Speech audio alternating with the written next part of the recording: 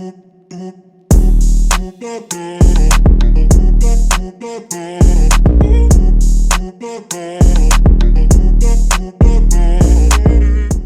it's Felicia. Hi, it's Antavia. And welcome back to Combat Culture. Let me testify. This is episode number 4, which is forgiveness in dating. So today we're just going to be talking about forgiveness, the power of forgiveness, and how that plays a role in dating. Just as my sister stated, we're going to be talking about dating and forgiveness. So I'm going to ask her some questions. She's going to ask me some questions and just bounce back and forth and share our testimonies through our dating process. So Felicia, what would you do different in your dating journey? In my dating journey, like for people that don't know, I'm single currently, and with my previous dating journey, you know, it was a lot. I was with the same guy for a very long time, like since I was a teenager up until the time I was like 24. We went through a lot of different things, and that hurt me a lot. So with differently, I would have definitely dated, made sure that it was a man of God that I dated, for sure. But right now, where I'm at in the process of my dating journey, what I would do different is what I'm doing now.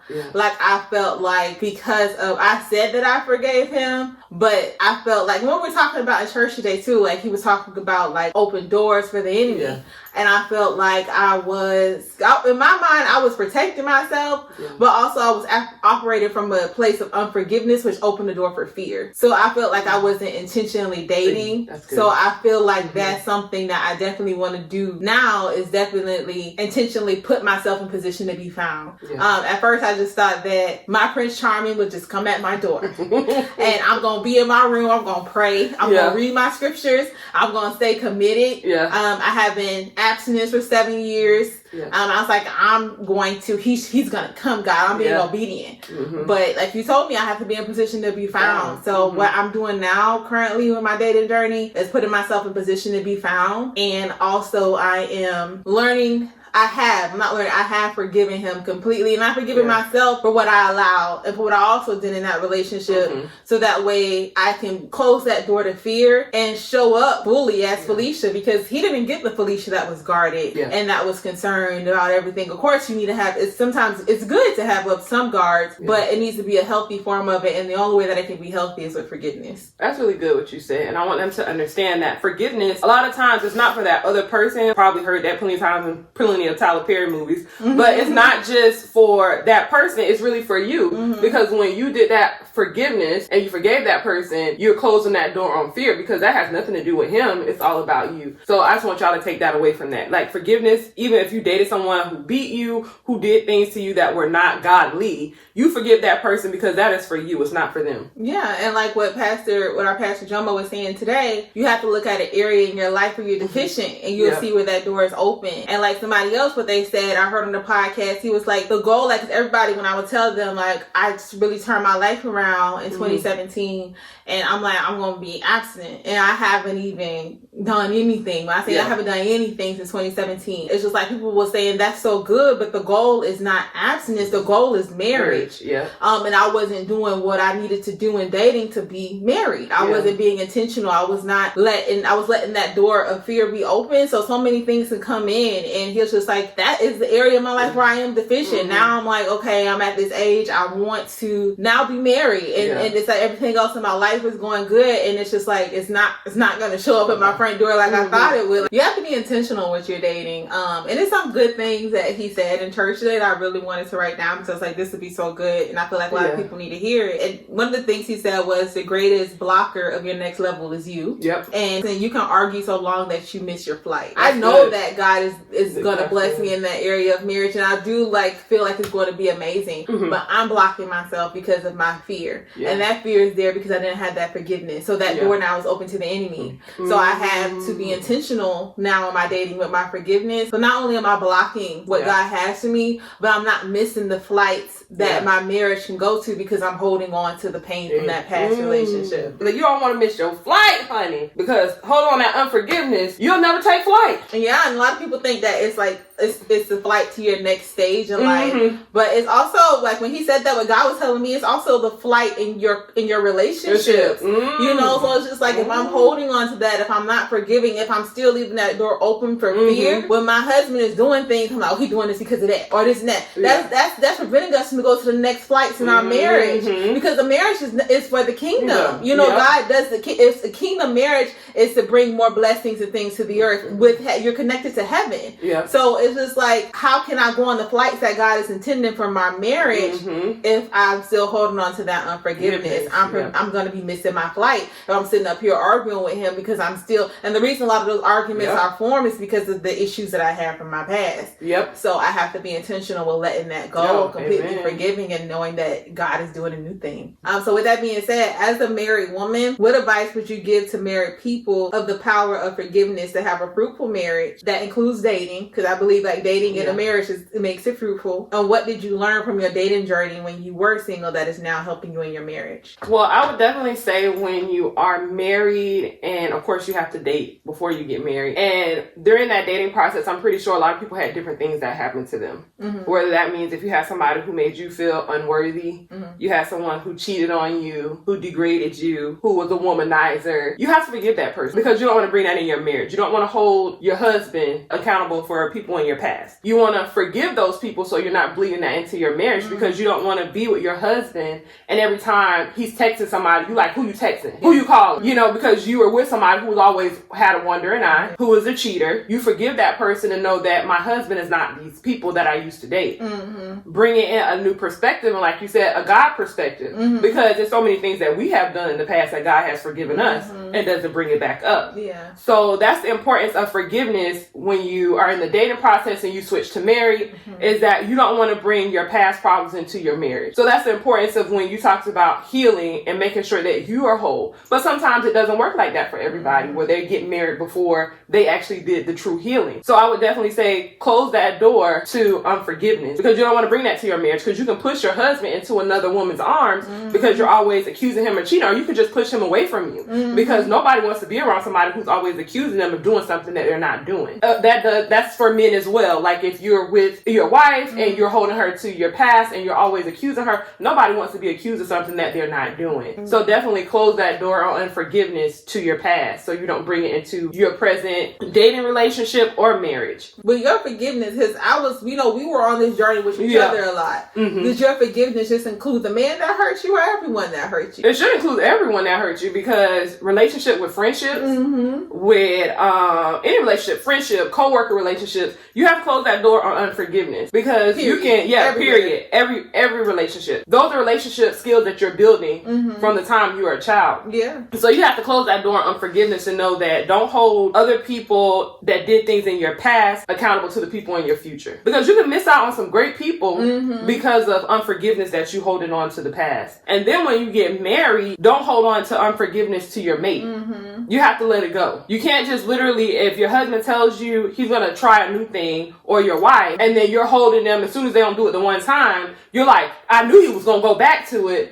But how would we like it if God did that to us? Like if somebody made you upset one day, and then you holding on to that the next day, how can then that's how you gonna lose dating in your relationship and things like that. Like, because for me that was my biggest fear too with marriage. Like I felt like I couldn't forgive a person that's not my blood that fast because of what was, but it's just like God in this season has been showing me like that is your family. He's more important than anybody. And the same skill set that you have with her, you can have with him. Because just like people will be like, y'all are crazy, because we'll argue and then we'll go back like nothing happened, like in the next minute. And that's the same skill set that I'm going to apply to my marriage. And the way that he will get that is because now I have let down my guard, and I can allow him to actually have that foundation to actually build trust. Because at first, if I'm here and he's there and I'm not letting you, how can I build that trust if I have so many walls? Like I have safe walls now, but because of my forgiveness that I did and, the healing, I feel like it really is going to help me being able to trust, so I can be able to let go like that. And seeing y'all marriage and stuff, it's really helping me to see the things that I need to work on. Because it's just like I see how y'all let things go and how it's not that serious, because I can hold a grudge, and you can't do that in the marriage. That doesn't say that you shouldn't correct your spouse when something is not right. So don't sit there and say like, oh, I forgive you, and then they do something else and you're just like, oh, well, I forgave him, so I'm just gonna let him do, like, that doesn't say be a doormat. That says you can provide correction for your spouse without bringing them down. Just like with us, like you said, when we get an argument or something like that, if something happens,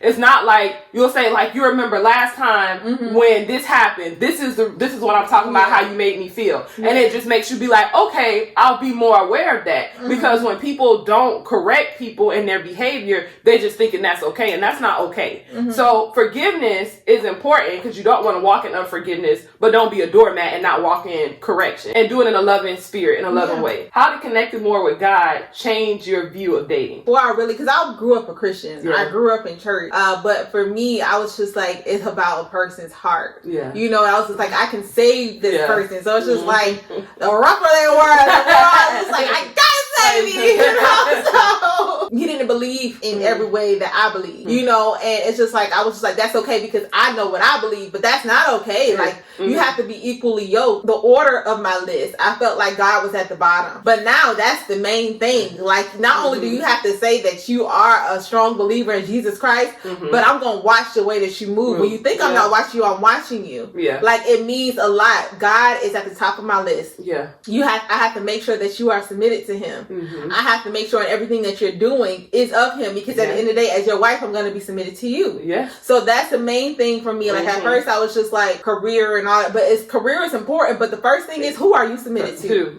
Because I don't care if you have $1 million in the bank. If I can't submit to you, if you're not submitted to God, I can't submit to you. So there's nothing else that we can do after that. There's no reason to have a further conversation at this point. Yeah. So it's just like, now that I have God in my life, because I always had God in my life, but now that I have a relationship with God, I am definitely concerned about who that guy is submitted to, and I have conversations with God. I just don't move at a pace that I feel like, or I'm not going to move at a pace where I feel like, oh, I'm liking him so much. Like, I have to take breaks and have conversations with God to make sure this is right. Because if it's not sent from my Father, then I don't want it. And at first it was just like, that didn't really matter to me. I didn't really seek those things, but now I do. And because if it's not for the kingdom, then I don't want it. Because it's always going to bring disaster. It's always going to bring, issues. I don't want a marriage of the world. I want a marriage, a God-ordained marriage. I became so much more fulfilled with God. Like, everyone has issues. Everyone has insecurities. Everyone has things that they go through. And that's nothing wrong with that. Yeah. But it's just like, you can't go to someone expecting them to bring you joy. Only God gives you joy, and he gets to see you new every day. So it's just like, in a marriage, I know that my husband isn't gonna always, he's not in my mind. No. Even y'all sometimes, like, I'm going through some stuff, you can't always fill me up. And I know now that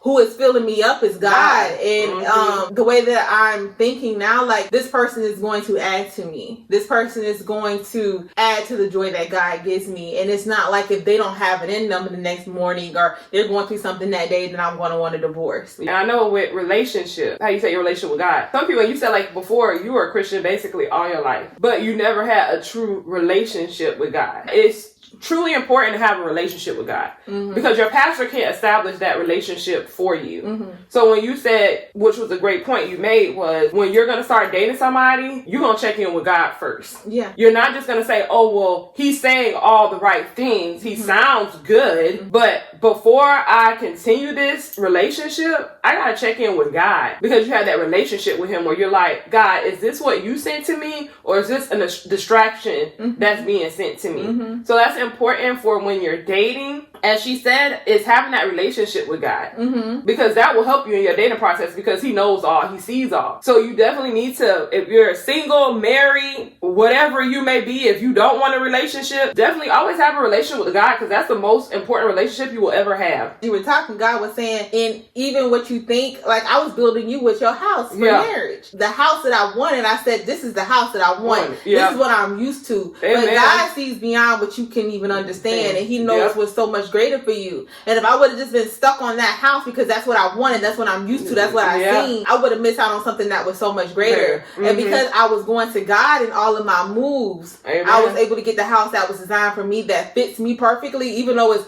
bigger than what I imagined, because my Father designed it for me. It's perfectly fitted to hold me and everything that comes with me. Amen. And I feel like the same thing is, I know that that's the same thing from our relationship. That's why I said those things. Of course, God is going to send somebody that's attracted, you're attracted to, and things like that. It's like my house. it has all the things that aesthetically pleases me. You know, it's just like I just had to step out my comfort zone to get it. And that's the same thing that he's telling me, like as you were speaking, like I was building that skill set in you then for marriage, because there's probably my husband probably gonna be somebody that might be, I know that he has to be completely opposite for the person I was completely in love with, because that it has to be. But I have to have my mindset on God so that I can receive it, because he's thinking way beyond than what I am thinking. At first I was thinking from a mindset of I have to save this person. Now I'm like, God, no one can save nobody but God. Exactly. So you have to be submitted to him, because you can't continue to carry me if you're not carried by him. Amen. I kind of really focus on the single part. So I feel like this question for you, it can really like focus on married people. So now since with you, I can tell that you're really now more than your past relationships.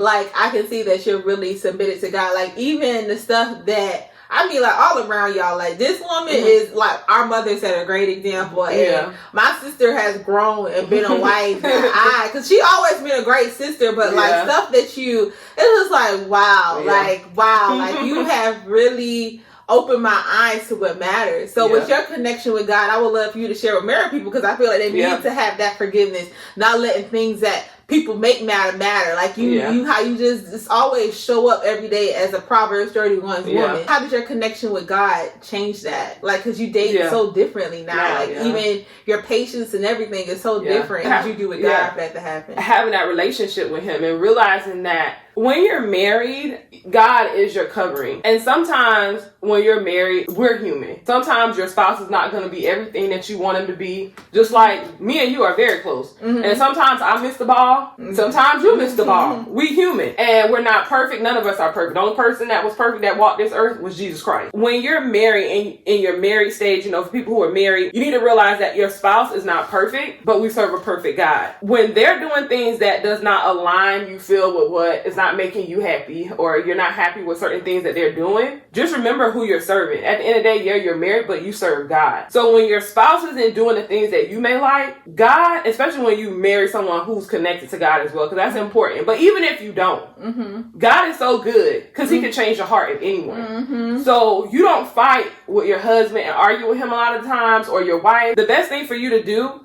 is to pray for that person. Having that relationship with God, talking to God, connecting with him, realizing that I'm doing this for my Father. This is what my Father is telling me to do. Knowing that, you know, I'm serving my Father. I want to be, when he sees me, I want to be well done, my faithful servant, in every area of my life. I want to be that wife. And I fall short too sometimes. Like, I'm not perfect. I have my days as well. But I just remember that who I'm serving. And this is supposed to be a kingdom marriage, and the things that we are supposed to do in our marriage. So that relationship with God helps you be more patient. At the end of the day, that we want to be Christ-like. So that's how I work with my marriage. I want to be Christ-like. I want to be able to forgive my husband. I want to be able to always show up for him. Some days you're not always going to be perfect, but just remember who you're serving and who you're doing it for. Now, I remember, like you said, both of y'all used to like read scriptures together. And things like that. So y'all were setting that foundation in the dating phase. And that's what our next episode is going to be about too. Like the questions to ask in the dating phase. So you can have that foundation. But even if you didn't, God is so merciful that he will still meet you. Like I remember, you know, my dad growing up, he wasn't, because he's from Nigeria. We're Nigerian. There's a lot of idol worship in Africa. It's what it is. It's openly idol worship, because it's here too. But they just open with it. It's open idol worship. And he would tell you that he was not, you know, when he came to America, he went, my mom, he wasn't into that type of stuff. And it's just like, she would like speak in tongues and stuff like that. You would say, and he'll make fun of her with her speaking record in tongues. Record it and play it back to her. And tell her to say, what does this mean? My mom and my sister, I think, brought up the story. I think when I was like a teenager. I said, Daddy didn't never do that. And it's like, what you talking about? Yes, he did. But that's the way that God is. He'll wipe it. I don't remember my father being like that. Ever since I remember him, he was always a faithful servant of God. Like he will be, that's that person that wake up at 6 o'clock in the morning. Before he said good morning to me, he at the church, he clean the vans. You know, he always put his servanthood of God first. Like, and his family next. Like, that's my father. That's the type of person he was. And my mother is the type of person where she didn't even bring it up, where I didn't know about it. Because she didn't hold him to it. When he said, I'm going to do better, I'm going to do this with you, I'm submitted to God too, she didn't hold up, remember when you recorded me? I never even knew that till they were joking about it together. Like, so even if you feel like well, I'm married now. It's too late for me. No, never too late. No, it's not too late. Like, even if your husband's not willing, you get on your knees and you pray. Yeah. And God will meet him. He will touch the heart of man. It's in his word. Amen. And I've seen a true example. Like, I don't even, like, honestly, I don't even remember that. Like, it's just like, if my parents and my dad and my sister didn't tell me, I would not have known, because my dad he's on fire for God. And he always speaking in tongues. So it's just like, people. And that's one thing that really was the difference about Glenn during our dating process, because I said in the day he turned me back to my first love, which was God, because he would send me messages, words, scriptures, and things like that I wasn't used to. And this is somebody who grew up in the church, where we were in the church all the time, but I didn't have that relationship in order to have that dating perspective. And God was so merciful in my dating process that even though I wasn't at that point, he sent me somebody who can turn me back to him. And that's what made him stand out amongst the other guys I was dating, because he was more worried about my soul, sending me messages, sending me things to turn me more to Christ. Even he would send me Jerry Flowers and his wife. They had that whole dating series where he sent that, and that made me want to like read more, made me want to know more, because I'm like, okay, and made me start valuing myself and wanted to not be like, well, I don't want to do this in the dating phase. Like, I want to be that woman of God. I want to be better. And that's how merciful God is. But definitely having that connection with God during the dating process is important. But God, like you said, can meet you even after you're married during the dating process. So definitely know that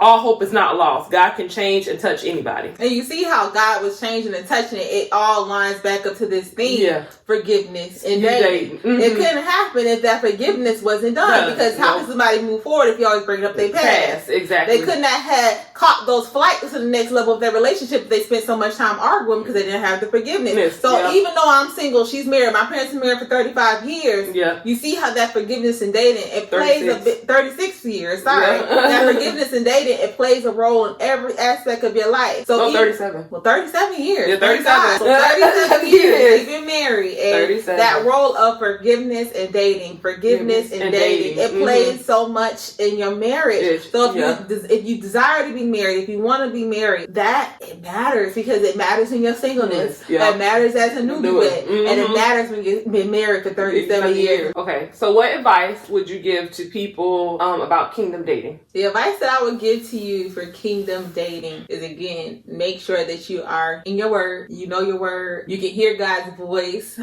So that way you know when he's telling you this is your kingdom man, this is your kingdom woman. And make sure that your surroundings is people of kingdom mindset as well. Because with me being a single woman, even though I have that relationship with God, I put myself in a position to always grow from people that are newlyweds, people that are married who also have a kingdom marriage. And in the process of dating, just don't be so focused on it like this man is marking or this woman is marking everything on my list that you don't still go to him. Because at one point, my 1-story, 4-bedroom house looked great to me too, but if I didn't go to God, then I wouldn't have been redirected. Because sometimes you can be so much into what you like that you don't even realize that this is what I like, but this is what God has for me. Amen. So that's why you have to be submitted in your kingdom relationship, so that way you can know when he's telling you yes and when he's telling you no. Because the deeper you get in a relationship with him, you're going to get new revelation. So he might say continue, or he might say go. But as you get to know that person, just always be in a position to listen and hear from God, so you can know if it's time to continue or if it's time to stop. And then even when you get married, follow those steps. Have that forgiveness in dating, so you're not missing any flights. And I mean, just to piggyback, the same thing applies to you for a kingdom marriage. You want to make sure you operate in forgiveness. Close the door so you're not giving room for the enemy, like Pastor said today with his word. Like, at the end of the day, it was when Eve ate that from the tree, it was her decision. The devil didn't force it down her throat. He manipulated her, but she made that choice to do it. And that's the same thing in your marriage. When you make that choice to leave that door open for unforgiveness, that's when things creep in, because you allowed it. The devil, he's just manipulative, where he can make you and your spouse maybe argue, or you leave the door open for unforgiveness of things that you hold on to your past, or even things that you may hold on from your spouse during your dating process that you never closed the door for, and you leave that door open for the enemy. Because everything, like Pastor said, it happens because we allowed it. Because we allowed this door to be open.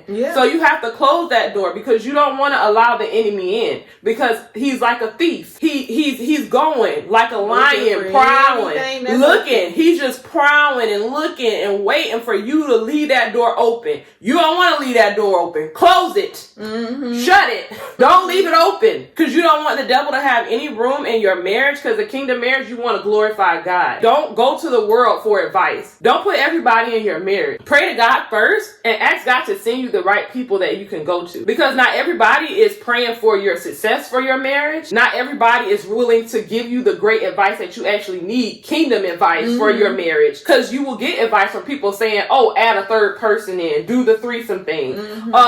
You need to be more liberated where you're doing things that you're not comfortable doing, but you're doing it because you're trying to please your spouse. And that's not a kingdom thing. That's a world thing. So in a kingdom marriage, definitely put God first in everything you do. Align yourself, like you said, with people who have kingdom marriages as well, and make sure that they actually have a relationship with God. You'll know if they have a relationship with God by what they're saying. Like anybody that has a kingdom marriage or saying that they have a kingdom marriage, and they're giving you advice as a kingdom marriage, but yet you hear your business on the streets, that's not nobody that's, because in the word is like if anything that they're doing goes against the word, then you need, that's not the person that God sent for you. Like if this person is saying that they're a kingdom marriage and they're giving you advice in your kingdom marriage, but they're telling you go, it's all right to flirt with this woman, that's not a person that has a kingdom marriage.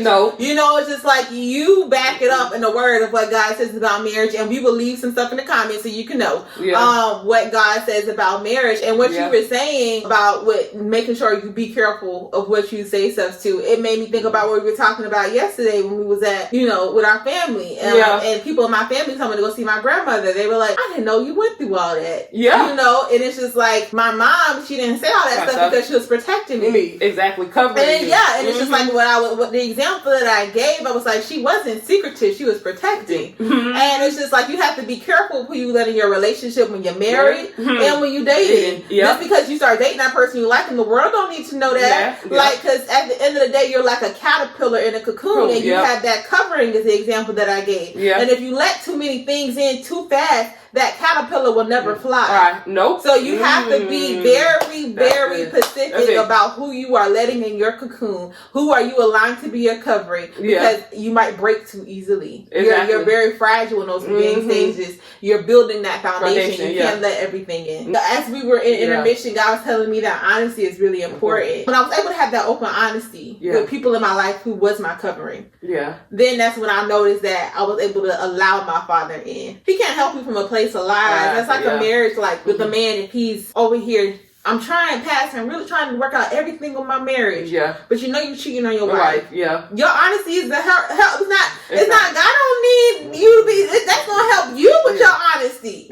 So forgiveness, dating, and honesty is the key. It truly is the key. Being honest and open. Because that's when God can really move. Is when he has a clean, open heart where you're like, God, this is what I'm struggling with. This is what I'm dealing with. This is what is going on. I need your help. And that's why, like you said, the whole thing with dating and unforgiveness, being honest with what you're going through and not making it seem like saying like, oh, you're holding on to unforgiveness, so you're saying you don't want to be married when you know you want to be married. Saying that, I want to have a hot girl summer when you know you really want to be inside with your man. That's not what you really, but world make you be honest with yourself, saying that, because I was doing that. I was like saying like, oh, well, I want to date around. Because culture was making it seem like that was the thing to do. But when you really close that door and you forgive, because you were operating unforgiveness because of things that happened. So you're like, well, I'm just going to be out here and having, whatever, dating many people and doing whatever you want. When you really know, I truly want to be married. I truly want that man of God that God has. But because of culture, they make it seem like it's impossible. So I open the door and allow the enemy to come in to let me feel like it's okay for him to have multiple women as long as I'm his main one. It's okay to let him date around and have threesomes and bring other women in our bed as long as he's doing it with me. That's